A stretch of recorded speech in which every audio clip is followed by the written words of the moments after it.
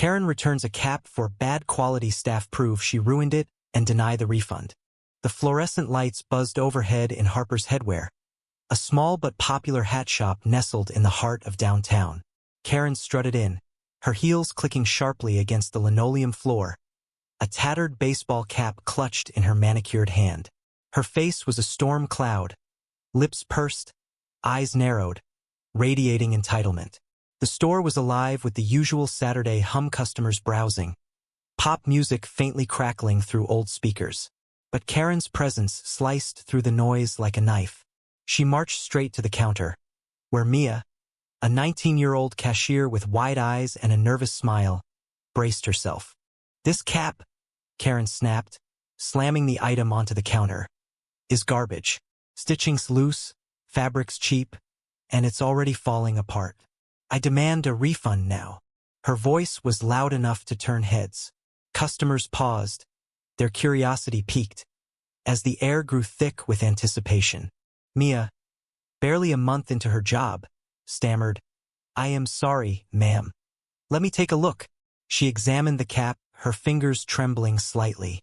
The once vibrant red fabric was frayed, with a large coffee stain and a tear along the brim. It looked like it had been through a war zone. This looks damaged. Our return policy only covers manufacturing defects." Not my problem," Karen interrupted, her voice rising to a near shriek. "I paid $40 for this junk, and you're going to refund me, or I'll make sure everyone knows how awful this place is." She leaned forward, her finger jabbing the air inches from Mia's face.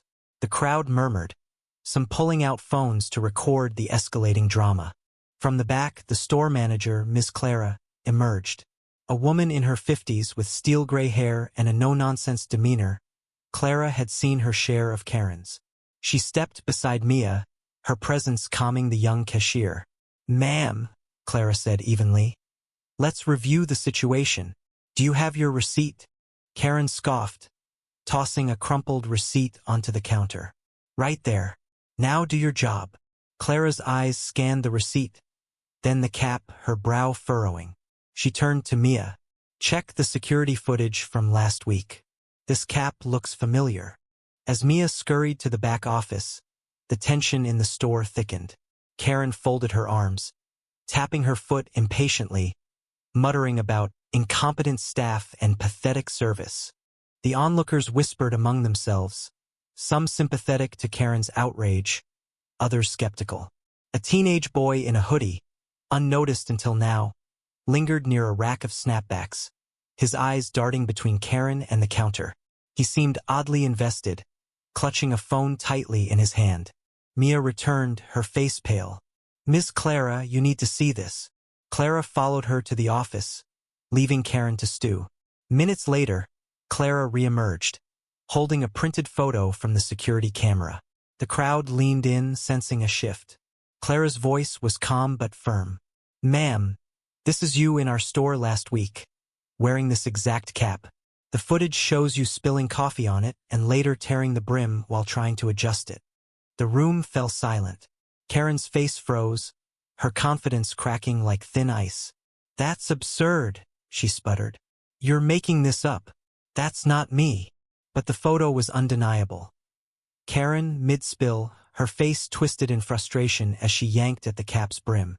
The crowd gasped, murmurs turning to chuckles. Then came the twist. The teenage boy in the hoodie stepped forward, his voice trembling but clear. "I saw it too," he said. "I was here that day." She was yelling about the cap not fitting right. Then she threw her coffee on it. "I recorded it."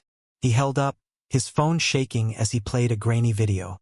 There was Karen, unmistakable, dousing the cap in a fit of rage. The crowd erupted in whispers, some laughing, others shaking their heads. Karen's bravado collapsed. Her cheeks flushed crimson, but she doubled down, shouting, "This is a setup. You're all lying." Yet her voice lacked conviction. Clara crossed her arms. "We're denying your refund. You damaged the product.